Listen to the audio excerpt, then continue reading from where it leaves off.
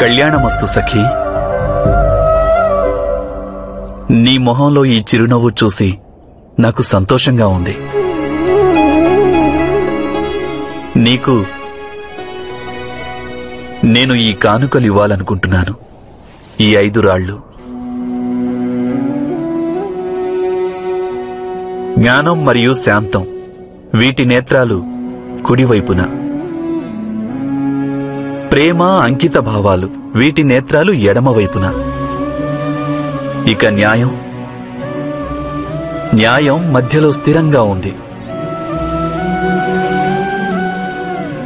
ఇవి 5 ధర్మానికి ఆధారాలు ద్రౌపది. వీటిని నేనేం చేసుకోవాలి గోవిందా? జీవితంలో ఎన్నోసార్లు ఎటువంటి సమయం వస్తుందంటే ద్రౌపది, మానవునికి మార్గం అనేది కనిపించదు. ధర్మాన్ని స్ఫురణకు తెచ్చేందుకు ఏదైనా వస్తువు అవసరం ఉంటుంది. నిర్ణయం ఎలాగో ఎప్పుడూ నీదే అవుతుంది ద్రౌపది. కాని ధర్మాన్ని స్మరిస్తూ నిర్ణయం తీసుకోవడం తేలికవుతుంది.